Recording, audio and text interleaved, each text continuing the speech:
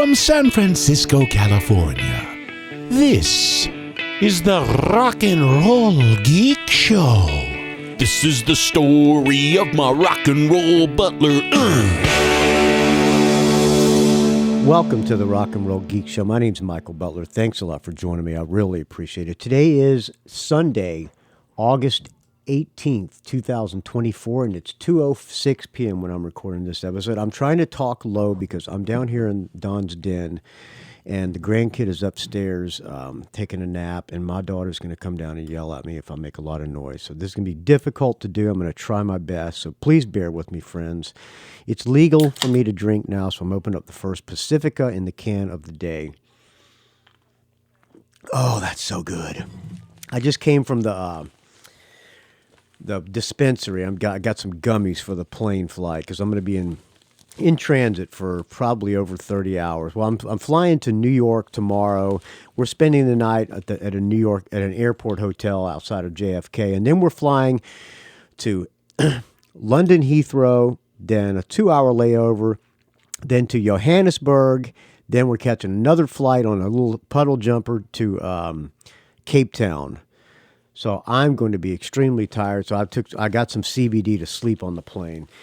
I got something in the mail, and I'm going to open it up here. We're going to do a little bit of opening with Butler's mail here. It's in a priority package, and it's the return address is from Kirk Crawford, Rancho Santa Fe, California. All right, opening up this. It feels like it's a book, and it is a book. Oh, Stevie Salas, when we were the boys. Okay, I had this on Kindle. He sent it to me, the hardcover. Which is there? Oh, look at there. It's autographed from Steve Salas to Michael. Second beer rules, as does the KG. What does that say? It's autographed from Stevie Salas. Hi, Michael. Second beer rules, as does the. And I can't see what that means, what that says. Hey, Michael, I know I gave you the Kindle version of Stevie Salas' book.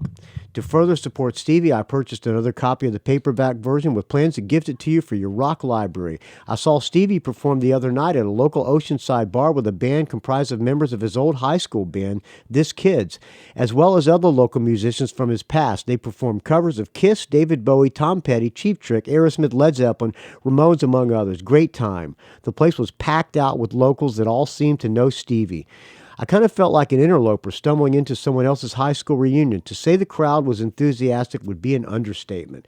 Anyway, I caught Stevie backstage, quote, actually outside the back door to the joint. Before he went on, he was warming up unplugged, picking and working the fretboard with his famous Idolmaker guitar. When I approached him, he graciously paused the warm-up to chat with me, and he signed the book while standing and with guitar. And so in case you have trouble making it out, here's what he wrote. To Michael, second beer rules, as does the Tecate. When he says he means tequila, which is his drink of choice. He laughed out loud when he read to me that he wrote the teak meaning tequila. Super cool, dude. Stay frosty, Kirk Crawford. Thank you, Kirk Crawford. I will put this in my library. It's a great book, by the way. When We Were the Boys, I interviewed Stevie Salas about this book, and it is good. Are there pictures? Yes, there are pictures. I'm gonna look at these pictures again. I think these pictures are also in the Kindle version as well. Thank you very much, Kirk Crawford. I really appreciate it, friend. You've gone above and beyond with supporting the show, and it's much appreciated, friend. All right, I have an audio comment. I got actually two, but I'm going to play one tomorrow, or at some point probably when I get to New York. But I may not, when I have to import it into Backpack, I may not be able to talk. I know I won't be able to pause it, so I'll have to just be talking while they're talking, or let the whole thing play and respond to, which I'm not crazy about doing, but I'll do my best. This is from JB Skulls, I think. JB from Colorado or from Texas, wherever he's from. Hello, caller. Take a sip of this fine Tecate. Yeah. Yes, I'll join you, friend. Pacifica. Song of the year. in my opinion. If that's not on everybody's top songs of 2024, Let me see if I can they're find mistaken. it. Maybe I'll I play don't that. care if it was created by AI or not. Maybe I'll try playing that on the show. Let me see. See if I can find that song. Back to you, JB. That was better than the Motley Crue song. Anyway, Michael Butler. This is JB from Colorado, JB. formerly JB from Dallas, Hey, formerly JB from Las Vegas. JS Skulls on the Facebook page. Don't ask. How the hell you doing? I am super great. Could not be better. Been playing with the grandkid all day, so it's that nice. pause may have gone unanswered because, as I understand, you may be playing this recording while you're traipsing through Africa. No, I'm doing it before. I know the life you lead, your multiple houses and your African safaris. And, That's right. You know, your highfalutin food for your pure breed dogs and your high-paid dog nanny. Oh, yeah. You better believe that, friend. Can't live that lifestyle. But anyway, cheers to you. Not everybody can. I don't know if I should leave some extra pauses in this recording. I think you said you won't be able to talk over these if you're in Africa, or rewind them or something. Or maybe you'll get this in before you depart for Africa. Today is Saturday, August the 17th. It's approximately 1:16 p.m. Mountain Time, and I'm enjoying a nice cold Tecate in your honor. I appreciate it, friend. I've been meaning to do this audio comment, and it kind of slipped my mind, and then I had to go out of town, and I missed out on the anniversary show comments, so I'm going to throw a couple anniversary comments on the end of this. I hope that's okay. I appreciate it. And I'm going to send you, I haven't given you some donations in a while, but you know how I like to do, how I like to roll. Stick it to the man. Cash donation. only, my friend. That's right, cash rules. Stick it to the man, that's right. Fuck the IRS. That's right. And all their jackbooted thugs. Just hired a bunch more, I heard. The original reason I was going to do an audio comment was a show review on Foo Fighters concert I went to. Now, I know you're not much of a Foo Fighters fan. I know some friends of the show are fans of the Foo Fighters. So I got nothing against them. It's just, it's rock and roll for straight people, I guess. That's what somebody told me. That's what they considered them. Rock and roll for straight people. So I'm going to make it. A lot of listen, dude. If they needed a bass player, I'd be in love with Foo Fighters. Okay, I'm going to make it quick. I'm not going to go through the whole set list because I know you're not a fan, so probably don't know their songs. But they did have two opening acts. It was the Pretenders. Oh, that's a good one. Wolfgang Van Halen's Mammoth. Who came on first? So thought I'd just throw out some details. So this concert was at what they call Empower Field right now, which is Mile High Stadium, where the Denver Broncos play. And in my older advanced years, have got to where I don't really enjoy stadium concert shows anymore. For a number of reasons. I used to love them when I was younger. When you get down there, you get in the pit, and you get your shirt off, and you're drinking, and girls chasing and girls, and all that good stuff. I'm kind of too old for that now. So, and very often the sound quality in stadiums sucks. And it's just you're so far from the stage, and blah blah blah. But I do love the Foo Fighters, so I didn't want to miss a chance of seeing them, and I was like, I was looking at the tickets. I always get my tickets late in the game. That's probably the best way to do it. My life and work schedule changes sometimes at the last minute, so I almost always have to buy my tickets aftermarket, but usually I can get a pretty good deal when I do that. So looking at the tickets for this Foo Fighters show, they had like an open pit area, general admission, which is where I usually like to go. One, because it's usually kind of cool down there, but two, I agree. You can move around if you're next to a fucking douchebag or somebody who's acting like an asshole. And they get mad at you if you stand up. Location. If you're in the seats and you're stuck next to someone like that or behind someone like that, it can ruin a show. So, but the way I was looking at it, it's it never gets super duper hot here in Colorado, but the sun beats down, and when you're in the sun, it gets hot. So I was like, man, I don't want to be standing there in the sun for this whole show because I knew it was going to be long. So I got some tickets up in the seats. What I didn't pay attention to was apparently I got the side of the stadium that was in the direct sun. So get there and immediately find our seats and immediately realize, oh man, we're going to be in the sun before it sets, which is, the show started at like 5:30 p.m., which is still, sun's still high in the sky here in Colorado. And that's when Wolfgang Van Halen was going to be out there. Oh, so he started the set. Okay, the show. Man, it was just freaking blazing hot. Now, I know you like to know about what the situation is with the chicks at these concerts. I would imagine. I'm going to take a guess there were a lot of girls at a Foo Fighters show. To the ladies on this one, it was another one of those moments where I realized how much older I'm getting because the crowd was older. But the Foo Fighters have been around a while now, so. But having said that, man, the ladies brung it. Yeah. I think a lot of it had to do with the heat, but there was a lot to look at. A lot of bikinis and a lot of short shorts. Keep an eye on. Some good visuals as the ladies were around. A lot of them brought it out. You could tell some of them were a little older and they wanted to relive their youth. That's fine. Hey, what are you going to do?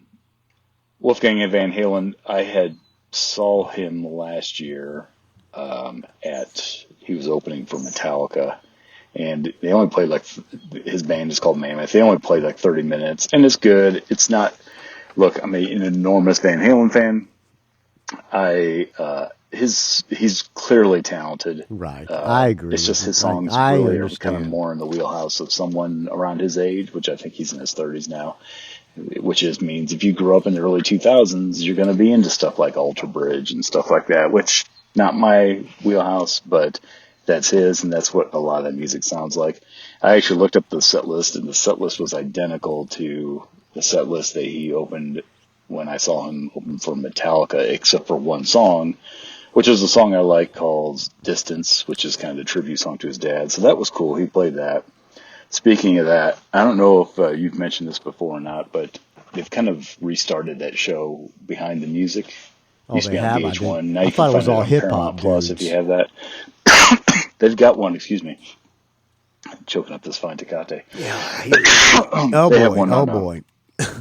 On Wolfgang Van Halen. Oh boy. And it's really good. And I would encourage all friends of the show to watch it. Check that out. If you're a Van Halen fan, if you're a hardcore Van Halen fan like myself. Wolfgang Van Halen Behind the Music. How much tribulations has he gone through?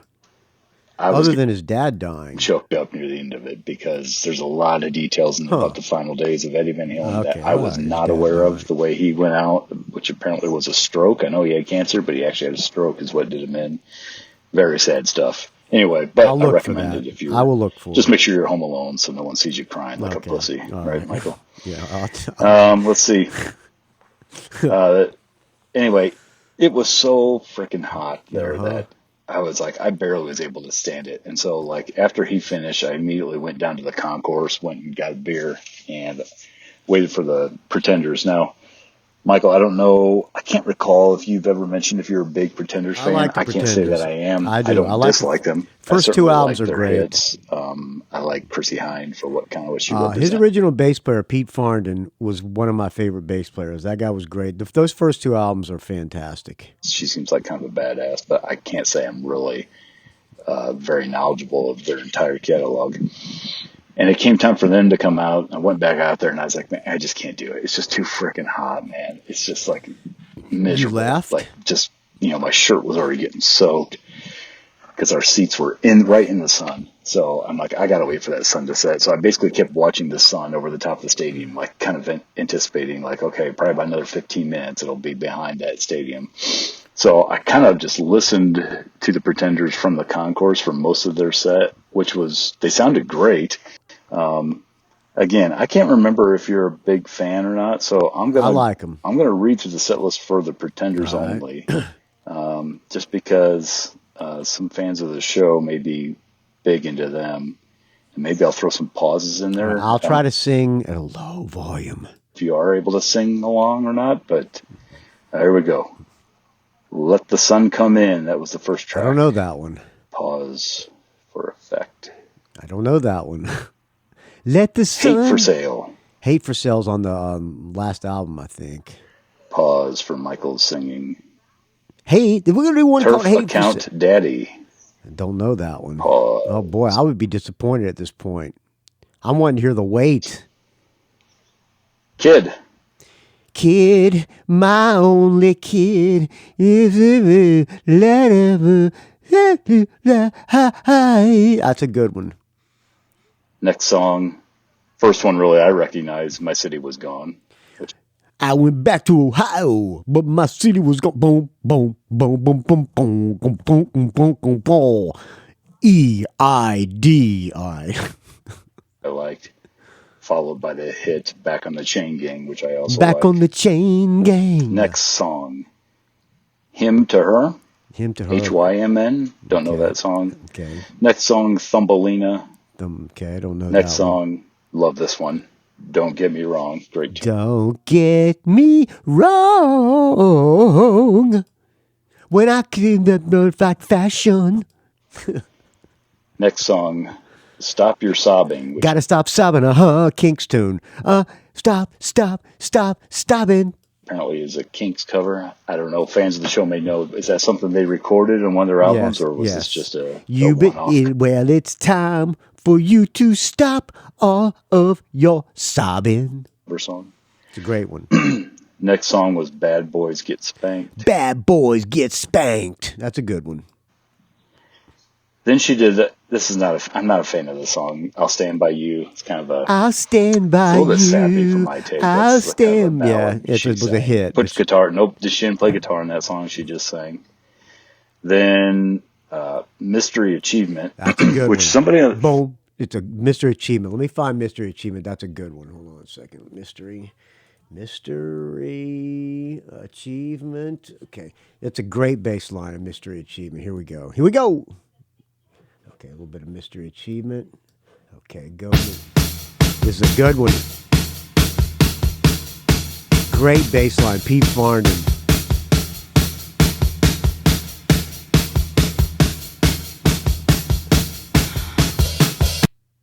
What happened?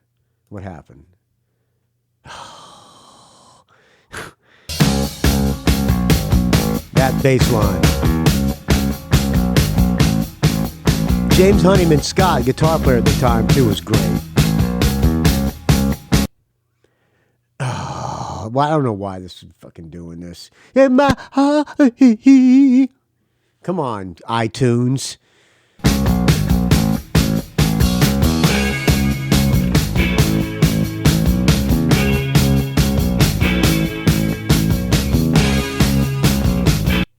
Okay, you get the idea. My iTunes is crapping out on One me. of the friends of the show on the Facebook group, which as you know, Here it comes.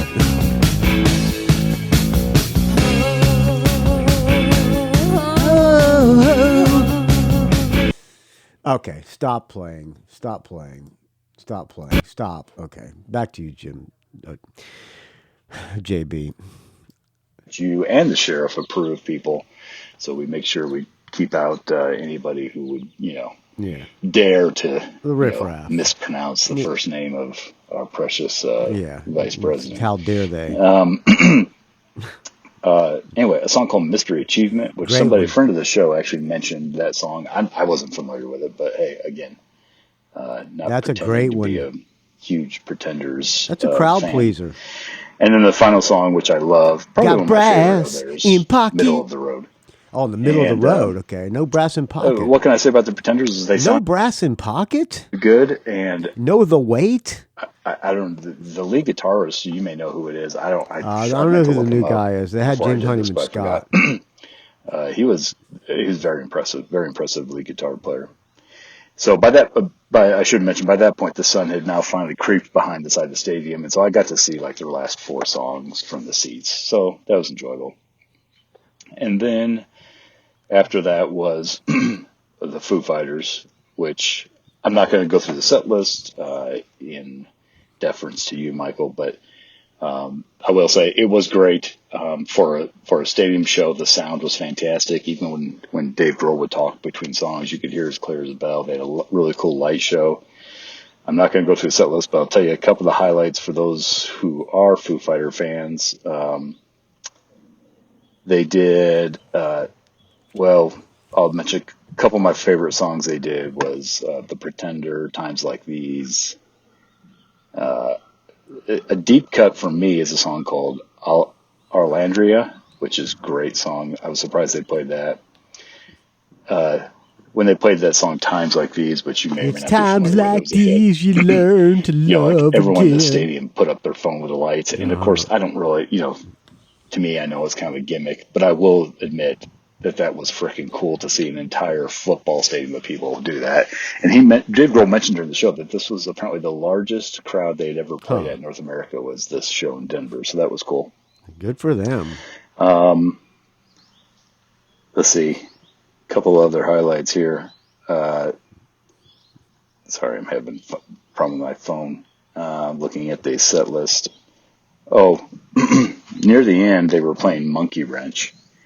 Don't want to be about halfway your through, and I monkey posted a little wrench. video clip of this on the Facebook page. They brought out Wolfgang Van Halen, and he played a snippet of the solo from Hot for Teacher, which was pretty freaking cool. That was pretty awesome, because it was kind of a surprise, because Wolfgang Van Halen famously doesn't like to really play Van Halen songs, so that was kind of cool. He brought that out, and him and Dave Grohl hugged, and found out, they announced that was Wolfgang Van Halen's last show on that tour, so they brought him out for that. Okay. And then, so I knew it was going to be long. I know the Foo Fighters tend to play long shows. In fact, I bought a koozie at the merch table that said Foo Fighters Tour 2024, and it said that it's going to be it was a long fucking night, which I thought was pretty funny. And then, so they go out for the encore. By this point, this has been over 3 hours before the encore. 3 hours. They come up for the encore, and they play this song called The Teacher, which is off their new album. I'm not a huge fan of it. It's an impressive song, and it's impressive live, but it's like 10 fucking minutes long. And I'm sorry. Yeah. I don't care if I was old or young, whatever. At that point of the night, don't fucking play a 10-minute song. Right, yeah. They're jacking off. Especially in the encore. So, by that point, it's kind of like, ugh. And they close with Everlong, which is their biggest hit. Anyway, short but sweet review, I guess, for you. I love the Foo Fighters. I recommend anybody who likes the Foo Fighters to go see them if they can. I got nothing I against them. understand it. It's not in your wheelhouse. I thought I was going to be doing 2 show reviews because I had plans to go see. I was going to go see the Sammy Hagar, Best of All Worlds tour that they're calling it, of which you've had 2 show reviews now, which I enjoyed them both. I don't think anything will ever top that first one. Who was it? Michael Street and I'm drawing the blank on the other guy. Shapiro? Sorry, friend. I don't think I could top that. But so again, as I mentioned earlier, Jim Schwab. I have a tendency, not Jim Schwab. I don't buy concert tickets early. I wait because I have to, because I've been burned too many times by buying tickets, and then something with work comes up and I got to leave town. But so I'm like, I was going to do the same thing with the Sammy Hagar show, right? And you kind of mentioned something about this, Michael, in one of your previous episodes. I went to look at the ticket prices, and I could not fucking believe it. Yeah. I could not fucking believe it. It's insane. They were wanting aftermarket ticket prices. It was sold out. Like, I can't believe they're selling it out. Minimum $600 a That's pop. crazy. And I'm like, you gotta be fucking kidding me. Yeah, my friend Michael Schall, the keyboard player from the Butlers, went last night in Concord or somewhere, wherever they played in the Bay Area. And he sent me he was seated right next to my friend Gary Brower, guitar tech to the Stars, and to Michael Butler. And I said, "You can afford those ticket prices, huh?"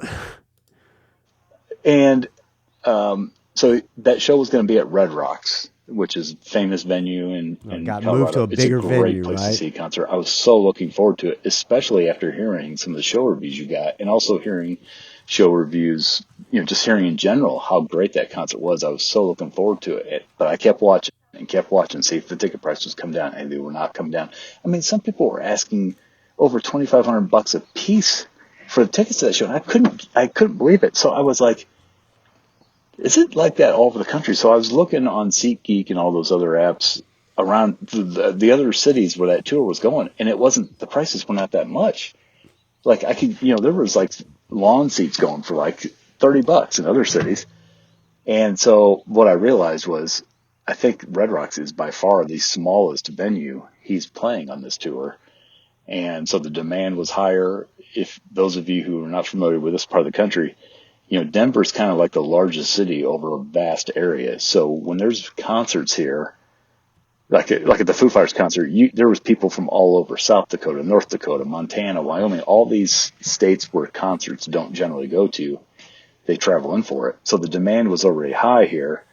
And the fact that it was a small venue meant there wasn't going to be much chance. So I kept watching it. Finally, I was like, I watched it up until the last day, the day of, and the tickets the day of finally got below, like, they only got down to like 300, and I just couldn't do it. $300? Fuck no. It pissed me off because I really wanted to go. You would regret it after that show was over. Sammy fan. I'm a huge Van Halen fan. I like all those guys. I've never seen Joe Satriani, so I was interested in seeing him play.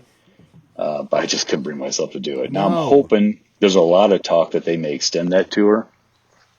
I was hearing Sammy, actually all the guys being interviewed by, there's this guy named Eddie Trunk. Oh, yeah. Michael, I don't know if you've ever heard of him, but if you him. want, I can get you in a text string with him. Please do. And Mike Portnoy and some other, John Five. I don't want to drop any names here, Michael, but anyway. But I've heard them interviewed, and they've talked about expanding. I wonder if he knows the guy from Rage Against the Machine. So I'm hoping maybe they may come back around this neck of the woods. I wonder if he knows Sebastian Bach. Where I can go see, because I really want to see that show.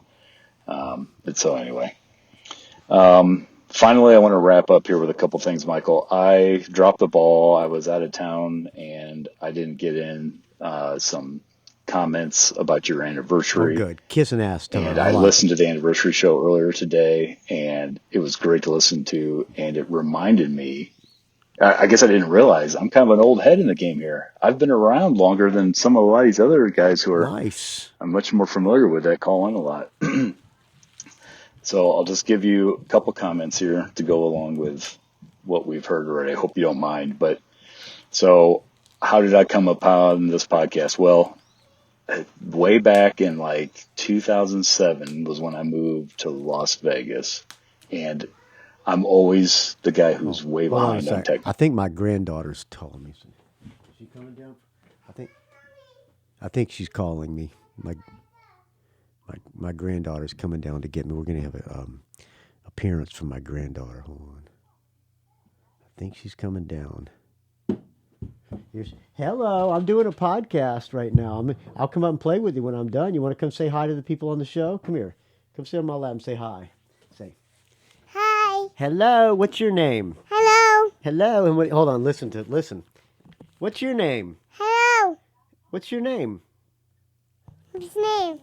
It's you. Are you Cameron? Yes. Are you on the Rock and Roll Geek Show? That's my podcast I'm doing. I'm going to be done in about 15 minutes, and I'll come up and play with you, okay? Okay. See you in a few minutes, sweetie. There you go. A little appearance from Cameron Hoshida. God, that little kid melts my soul. What?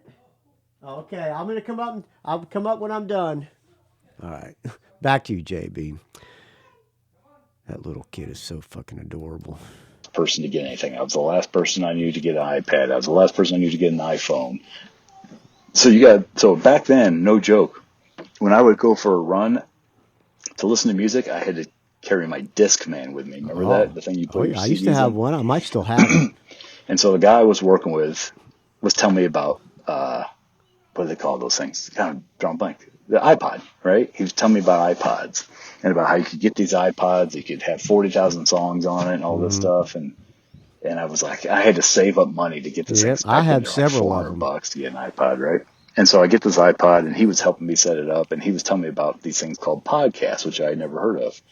So he told me how you could find podcasts on iTunes, and he showed me how you can like search for what you're looking for, and he gave me some recommendations. But then, so look, the two things I really like for as hobbies are sports and music. So I found some sports podcasts that I like to listen to, and then I did a Google search on rock music or music, and I saw this thing about the Rock and Roll Geek Show, and if I recall, the description said something to the effect of, like for fans of Van Halen and AC/DC and Aerosmith, and I was like, well, that's me. So I downloaded it and started listening to it. And what's funny is I have a very specific memory of the very first episode, or one of the very first episodes I ever listened to. And there was a show review. Somebody called in with a show review, and it was for the band The Decemberists, I think, which I don't remember. I've heard of, but I know nothing about. And what's funny is I don't think that's a band you would be talking about. And I remember you didn't seem all that interested in the show review, and I can remember thinking, like, oh, maybe this isn't a show for me. Uh-oh. Little did I know, Michael Butler, that freaking 18 years later, however long I can't, math ain't me forte. Here I am, still listening to the Rock and Roll Geek Show. It's not for everybody, but if you stick around, you might learn to love it. Not only hearing bunches of show reviews, but actually submitting some of myself. And I remember it took me a long time to finally get the guts to call in and leave a show review. And it took me even longer time to join the Facebook group. But it's been a joy. And a couple of things I did want to mention about some of my favorites from over the years. Regarding the show reviews, I will say one of my proudest moments was during the COVID nightmare. I called in, and it was my idea, like, hey, to get to this COVID nightmare, since we don't have any shows to go to, why don't we do legacy show reviews? Yeah, I like that. That was great. Call in and talk about shows they saw long ago. And I did a couple of those, and there was a lot. I heard some great ones. People calling in, seeing concerts back in the 70s before I was old enough to go to concerts. So I really enjoyed that. So that was a proud moment for me. For some of my favorites of you, somebody mentioned it today, and I wanted to mention it too. Man, I really miss the Match.com segments. Those were so freaking hilarious. Yes, they were fun. When you would read Trolling for chicks. Because at that point when I was listening, I'll say this, I was more of a single man back then. And I'm telling you, I was kind of trolling in that. Match.com should have hired me because it was the best bit. It was the best bit, and it was promoting Match.com. They fucked up. World. So it was so funny to listen to you read those reviews. And then two other favorite moments from the years. There's so many good moments, but two favorites of mine. One more recently was when you did the episode, or a couple episodes, where you described, when you revealed to the world that through sperm donation years ago, you found out that you had a daughter of a lesbian couple, and you went, that was just like riveting to listen to that. Hey, my brother-in-law had a party. He has a yearly party for his company. And one of the sperm donor moms was there, showed up. Have not spoken to her since, but I hope I didn't bum her out. You know who you are. If you're listening, sperm donor mom, I hope I didn't bum you out. Send me a text or call me, please. And it was funny, too, and kind of heartwarming, too. That was a great story. I was not prepared for that. This woman is a super nice woman. The daughter, I think she feels kind of weird, talking, a guy who did something in a cup. But one of the moms, actually both of the moms are really cool. And I've sat and talked to the other mom at Kevin's party for a long time, and she was really cool. And I enjoyed her company. So I hope I didn't bum her out or anything. And then the last thing from longer ago, this, I don't know if some of the newer people know this, and you're going to have to help refresh my memory. Like I said, if you can't talk over this audio comment, you have to add on at the end or talk about it on the next show. You got to remind me how correct I am on this. But didn't you, back when you used to do the driving with Butler and all that type of stuff, didn't you go to, like, when you in San Francisco, didn't you once go to, like, it was like a masturbation? You damn right I did. The Masturbate-a-thon, friend. I did it for like 3 years in a row. I got press access, so I didn't actually masturbate. I walked around with a microphone and narrated stuff that was going on. That was good times, man. That was a lot of editing I had to do because there was a lot of silence and stuff. But it was uncomfortable listening to me talk and do play-by-plays of people masturbating. Fucking weirdness. No other podcast has done that, friends. Masturbation festival or masturbation convention or something, and you were walking around while people were literally cranking it. Yeah. Put on by Carol Queen from Good Vibrations, owner of the dildo museum. It was great. They're in open public. Please tell me I'm not wrong about that. You're not Totally wrong. forget it. Anyway, I want to say thanks again. Look, I don't want to repeat everybody else, but the people that made the comments about you opening our eyes to new music, that's been true for me too. The Stars and Wild Hearts and all that stuff. But I want to definitely say one of the things I've really appreciated about you is, as someone who grew up around a lot of classic rock radio, you have opened our eyes to a lot of the deep cuts for some of the bands that we were already aware of that maybe if you weren't a huge fan, you didn't realize. And I'm thinking of like the stuff you've introduced me to on Alice Cooper, Ted Nugent, Thin Lizzy, stuff that I was just not even aware of. That's what I really take away from the show. I appreciate that, friend. You've really opened my eyes to a lot of great music, and I appreciate it. So appreciate all that. Appreciate all the comedy. Stay frosty. But more importantly, take a sip of this fine Tecate. I'm enjoying you, friend. All right. I'm going to look for that song. So I'm going to pause this and look for that. So because I got 3 songs that were AI that I found from the AI. So, or somebody sent me or I created. I don't remember. But let me pause this and see which one has Take a Sip of This Fine Tecate. So let me see. Okay, I think this is the song. I don't know. I only have 3 of the AI songs in this iTunes. So maybe this is it. Thank you for listening, friends. dogdaysofpodcasting.com, rockandrollgeek.com, rockandrollgeek@gmail.com. Find me on the Facebook, R&R Geek. Find me on the Twitter, R&R Geek. Find me on the Instagram, rockandrollgeek. Don't ask. It's a value for value, so please keep the donations coming if there's any value in this to you, friends. And thank you to everybody who's calling in and helping me out with the dog days. It's very much appreciated, friends. I'm going to go out and play with the daughter or the granddaughter, and I'll post this up later on. And yes, thank you so much for listening, friends. I'll talk to you probably from New York tomorrow. We'll see, or maybe from the airport tomorrow. Here's one of these songs. I hope this is the one JB Skulls is talking about, but if not, listen to this fine, artificially intelligent generated rock and roll geek theme song. I'll talk to you tomorrow, friends. All right, play. Super great, couldn't be better. Rock and roll geek, Michael Butler. Stick it to the man, stay frosty. Take a sip of this fine Tecate.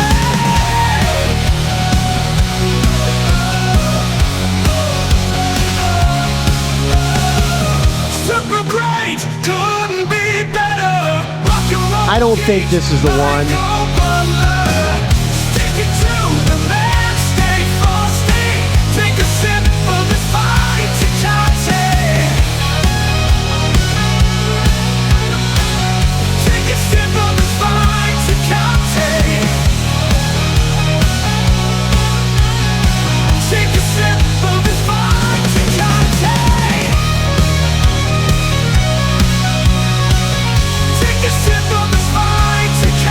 Maybe it is the song.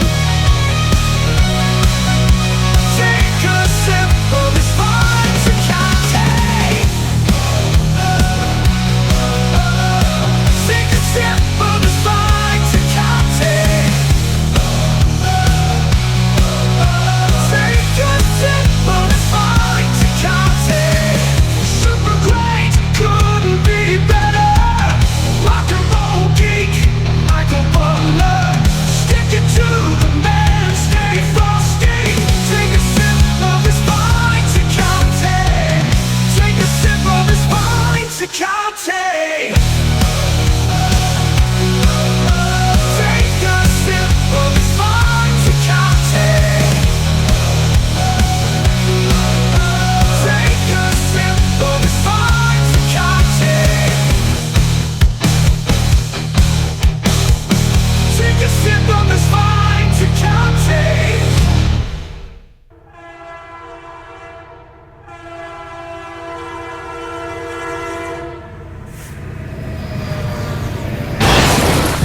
It's a rock and roll geek train wreck.